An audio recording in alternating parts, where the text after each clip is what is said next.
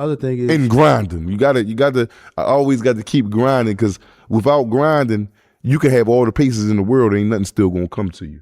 And another thing too is, changing them friends that maybe doing the wrong thing. You might let them go. Yeah. You gotta. Yeah, and I ain't saying walk away from them, but you gotta do you, and they doing them. Yeah. You know what I'm saying? That ain't mean I let you go. It just mean I had to separate myself from you. I still love you, but we on two different courses of life. Yeah. I still love you if I can, if you in a jam, and if I can, I'm gonna help you out. I'm quite sure you're gonna do the same thing for me. But me standing beside you, I'm still standing there. I'm not I'm not progressing forward or backward. I'm just here. I had to do that with you. You did? Yeah, I had to back up from you, like when you came home, you was around me, and then you decided to go do what you was doing, whatever you was doing. Right. I had to, I'm still answering the phone for you. What's up? But I had to step away, in a lot of ways, and let you go ahead and just figure that out. The situation that you was into, I let you figure it out. Even right. I was still trying to talk to you and motivate you to do certain things. I had to be like, yo, look, I gotta separate myself, because I'm over here doing something totally different. And sometimes what you was doing didn't align with what I was trying to do. Even the talks we had about doing certain things. Don't do this, don't do that, stay away from this, stay away from that. And then somebody else might be in your ear like, man, we gonna do this over here. And then it was like, make a disconnect. But I'm like, no, I'm thinking about 5-10 years down the line. And sometimes people that you might have been around be thinking about right now. Exactly. And I was like, all right, well, that's the instant gratification. And I gave you opportunities and was like this. But I had to, and when I felt like you was going to do whatever you was doing, I'm still gonna support you, still gonna be there for you. But I'm like, I gotta let you go ahead and do what you doing. You know what I'm saying? And that's what one has to do. And ultimately, now look, we right back here. You know what I'm saying? It came full circle. Yeah, so you're right back here. And you ended up doing some time or whatever. But I was like, a lesson in the whole matter. Alhamdulillah, it wasn't time to where though I couldn't get back from. Everybody don't get it like me. I went in there and got a slap on the wrist. I was supposed to have been in there with 20, 25 years. You know what I'm saying? But with that being said, I've definitely opened my eyes and came to see that, if I wouldn't have squandered away 2-3 years doing what I was doing, I would be in a better position in life right now. Yeah. You know what I'm saying? Without that, the 2 or 3 years doing what I was doing on the street that led me to an 18-month time to do in jail, that was a whole setback. That 2-3 years with that 18 months was a whole setback. Now I've been home going on 2 years. And that too is a part of the setback, but it's a part of the setback. But it's for me to have my clear mind and be walking. But that's a setback because now I got to get to where I got to go. Yeah. You understand what I'm saying? When I already did this step, I'm doing this step over again. I'm repeating the same step when I should be all the way up there. You understand what I'm saying? Yeah. And I was like, at the same time, I'm like, yo, look, do these certain things, do this, do that. But once sometimes things got to get overwhelming, and you got to learn that too now. Even people that you may be around outside of me, you got to learn how to separate yourself. Exactly. Because not to the point where as though you don't answer the phone for No, I know exactly what you mean, but as though you doing you and I understand that you got, look what you got. You got Tales from the Jails, whatever you got going on outside of here. You got that stuff going on, and you got to continue to cultivate that and build that to the point where as though you can't afford a mishap. You can't afford around the car with somebody who might have a gun or be around somebody on the corner and they run up. And then you look at it, you about to be on parole. Yeah. Federal parole. Yeah, 24th of this month is over with. Yeah, so you got to really, understand that you got a lot of things going forward. But also another thing you got to think about is once you get off parole, whereas though, hey, I might be have a little bit of freedom to. Because when you're on parole, you got that mirror on you, so it causes you to walk a tight line. Yeah, so because you got a magnifying glass on you. So I'm telling you now, we didn't have this conversation. So I'm telling you now in front of the audience, just remember that, once that burden is lifted off your back, just stay focused. Yeah, stay focused, man. And now people can see like that. You told them, and you're not saying you think about doing nothing wrong, but the conversation has to be had at some point. I was thinking about that the other day. I said, my man about to get off.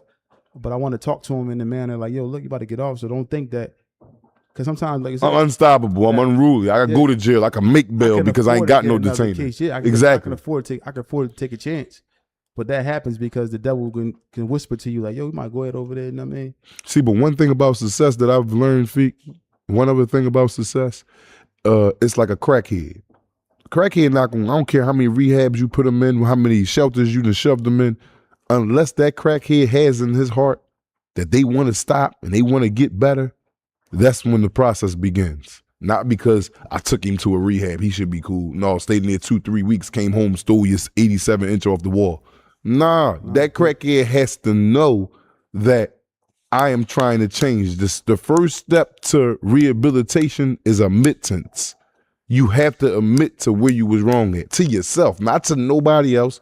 But I'm here because that's why when you see them AA meetings and they get to stand up screaming their name, oh, I'm Braheem Jackson, I'm a crackhead. Yeah, I'm here today because of, no, you laugh about it, No, but it's the saying, truth. But it's accepting responsibility. You said you was a crackhead though. That's Well, I'm just saying, no, I ain't never said I ain't never smoked no the Xani. way you said it though. Now, I sold plenty of it, but I ain't smoked none of it at all. I done took it all out the bags and fired it up and melt down into a little liquid ball out and blew on it. That motherfucker done turned back hard again. I done scraped it up, put it back in the bag. I done did all types of stuff with it. I just never smoked it. Out of duty. Yeah. Yeah. I'm just saying, like the way you said it, like you raised your hand and said, yeah, my name is, you know what I mean? But at the end of the day, man, life is about choices. So in making the right choice, and sometimes the right choice of doing the right thing is surrounded by a little bit of hardship, man. Yeah, a lot of hardship at times. Yeah. I don't like to say a little bit because what's a little bit to you might be a lot to somebody else. So so I just say hardship is on the way. Yeah. You gonna work for it. Yeah, exactly. And that's hardship. Anytime you working, that's hardship. Yeah. That's hardship. You sacrificing sleep. You're sacrificing time with your family. You're sacrificing vacations. You're sacrificing, damn, okay, my rent due, but I want to go to AC for $400 for the weekend. I can't go to AC for I got to handle my response until I get this joint jumping. That's when I'll be able to enjoy more perks of life. Yeah, yeah, and that's an important situation that people got to really think about. Is the fact of the matter that it's going to be difficulty when you're trying to do the right thing. I did not know that at first, bro. Yeah. I'm not saying I didn't know. I didn't fully understand. You know, like I said, I sat in jails on days on end, and your conversations, I'll be hanging up that joint, I'll be going back to the homies like, yeah, man, I'm about to go home, I'm gonna have me my own home care agency, I'm gonna be making about $60,000, you know what I mean, every such and such and such and such, like within a month, I'm gonna be on about 200.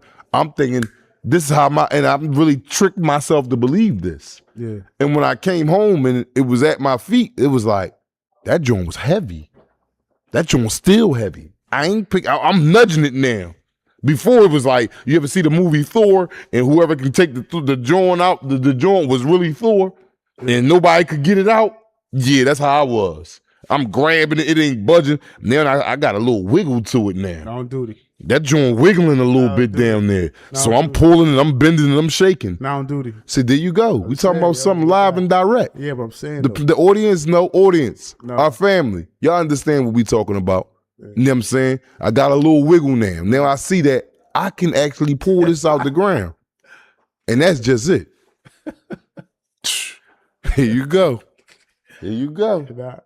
I don't do they agree with me about that. That was a little crazy. But at the end of the day, man, it's just, you know, I understand what you're saying. Like, you know, it's not easy. It's not easy. Like, I mean, like the process of recovery. Yeah, it's not easy. Recognizing too, like, you know, like being a drug dealer is an addiction. Yeah, because you're getting money, a lot of money. It's an addiction, man. Especially if you're successful at it. Who's worse, the drug dealer or the person using it?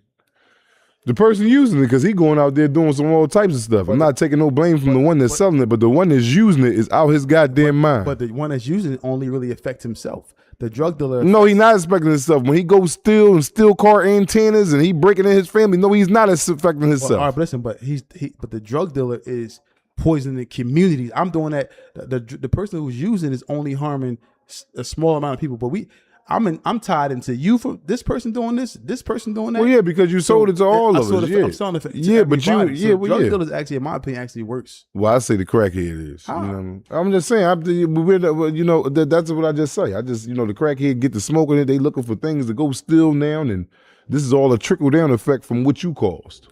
So the drug dealer, but on the flip side, the drug dealer is now doing whatever he can do to get work. You know how when it's nothing around, you calling around, you trying to get it, you just like the boy looking for the antenna. Yeah, exactly. So you trying to get it and then breaking it down. So they might take a whole brick, break it down into 12s. Yeah. You know what I'm saying? Then you just pumping it into the whole neighborhood. Yeah. Yeah. Rock. It's an addiction. I agree with you. It is addiction. 1,000 bundle at the bundle. And that joint turning over. Heavy. And you in there slapping hands and giving fire. Yeah, we got them oils on the block. And just looking at the block, you know, do 20, 30 grand a night, and you happy about that. But you actually worse than the person who actually smoking it because you destroying lives. You are. People coming up buying that stuff with babies in their stomach. Yeah, bro. but that's them. That's them. But you know, see, I always looked at it like I ain't putting a gun to their head, forcing them to buy this. Yeah, but I'm just saying. And it's wrong. It's wrong all the way around the board. I'm not justifying it, but we're just talking about a subject now on who's worser, the addict or the one that's selling it. You know what I'm saying? I give them both equal blame, equal weight. Mm-hmm. You know what I mean? It's a terrible, terrible thing. It's a slippery, slippery slope because it's so many people affected by drugs. Mm-hmm. It's crazy. And now you got the youth. It's just like the crack in the 80s. The youth now, not even just the youth, but people now are Percocets. Mm-hmm. That's the new crack. And it's like people need them joints. Mm-hmm. And if they can't get the Percocet, now they own dope because it's cheaper, right? Mm-hmm. I just seen some beautiful women that I have seen and talked to that been very beautiful women, man. But the drugs, even in recovery, the drugs has worn them down so much. But you can still see that it was a little fragment of something damn. Yeah. She might have been a beautiful, beautiful woman, but you can see her addiction has led her so far to the. She's turned into a shell of herself. Yeah, so she clean now, but you look at her, you can still see the damage in her face and her body. You see the hardships of it leaves scars. Those long men too. The long nights of walking the streets, pacing the streets on dope, whatever they was on. Mm-hmm. And you know, it's like, so do you think the drug dealer deserves to be in jail? Man, listen, man. I don't think nobody. Listen. Jail. My point of view, man, because I've been in there all my life, man, jail is not the answer for everything, but, you know, jail's for pedophiles and rapists and shit like that, but the drug dealer, do I think he should get time the way he getting time? No, because he's not putting a gun to nobody's head. Now, it's the law. Okay, I'm a law-abiding citizen, so you get caught with drugs, you know, after the first, second, third time, a lot of it, I got 3-4 dope cases. Then you can get some sentence. Anything over 5 to 10 years is out of hand, bro. But out of hand. You gotta these harsh and strict guidelines are in place to deter you from doing it. Yeah. Yeah, that's all it is. But still, that's still not cool. Jail's supposed to deter you, period. People don't really understand, especially in the feds. People don't really understand the magnitude of the time they're about to get in the feds because until they start calculating that stuff up. Yeah, it's because you in the streets is running the streets. You ain't thinking about getting indicted or the feds coming or whatever the case may be. But when they do come to arrest you, now reality set in because now you start hearing the guidelines and the times and the enhancements of what you had going on or any previous case you had 10, 15 years ago. All that stuff is now factored into this current case with the feds, and we're gonna give you something in between 200 to, you know what I mean, 300 months. Yeah, you hear that? 200 to 300 months. That's crazy. And now you sitting here like, dang. And once again, I also make this clear: we speak about this jail stuff to deter you from going to prison. We're not glorifying it at all. It's not something in no way, shape, form, or fashion. Nothing. This is just real reality, hard facts about prison and what happens when. That's going on right now, not yesterday, not tomorrow, right now. It don't look like it got no, I don't see no curve at all. All I see is just abyss, distance, just forever. That's all I see when it comes to this jail stuff. And we just spoke about it today. We was talking about, YBC. We was like, man, it's over with. The streets is gonna die down. But what we said, next man up. Yeah, next man up. Yeah, it's gonna be the next young boys doing some. It's sad to say, but people are influenced by different things. Everybody not influenced by good. If we had good movies or happy movies all the time or happy endings or or a man going to work every day. People don't really gravitate towards that type of stuff. People want to see power and this type of movies and shows and series where it's bloodshed and drugs being sold and criminal activity. It's excitement, and that influences people out here to persuade them or influence them to be criminals. And it's the fact. It's true. It's true. It's a very true thing, and it's in our music and don't nobody want to be broke, yo. Yeah, I know, but I'm saying, but we not programmed a lot of time. A lot of people aren't programmed, especially where we from, to go get a job. We ain't really see that too many times.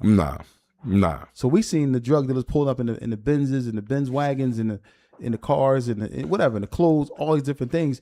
So if that's the first sign of success that you see, you're going to gravitate towards that, and you're going to want to be that because that's what you see every day. But if we was around our parents working every day and trying to, we probably wouldn't want to do that. But then again, if your dad coming from work and he tired, he beat from coming to work, and then you see the drug dealer, he's happy and smiling, pulling up with fresh new clothes on a brand new car, you're going to want to be like him more than you're going to want to be like your father. And even if you decide to be like your father, you're going to be enticed to want to at least see what's going on. I agree. Yeah. So that's just where we stand with stuff. So we got to understand that prison is a reality. Like death is a reality. Like everybody we know people die and get killed, but we don't really understand what happens to you. I'm not trying to be religious, but people don't really understand stuff because they haven't seen it or experienced it. Sometimes people are like, they knew what happened to you when you die. You die in a bad state, and they had somebody come back and tell them what was going on. Yeah, they'd be a little bit more aware of it. But we talking about a lot more aware. I ain't gonna say a little bit. It probably would change. It would change their whole existence. Yeah. This was gonna happen after you die, and you doing this. Oh yeah, this over with. Yeah, and it ain't no coming back from death. It's no coming back. It's no coming back, especially to the earth. It's no coming back. So, but death is the final abode, and some people rather be dead than be in jail. Yeah, me. Only because they don't understand what happens to you when you're in the grave. Me. Yeah, and I think I do understand. I ain't trying to be in that jail. I'm not going in them people's establishment. No way. Put me in that ground. I'd rather do it. You told me that before you wasn't going to jail. And then you went to jail. No. I wasn't adamant like this. Okay. Yes, you was. No, I wasn't. You was. And I toned it down. I toned it down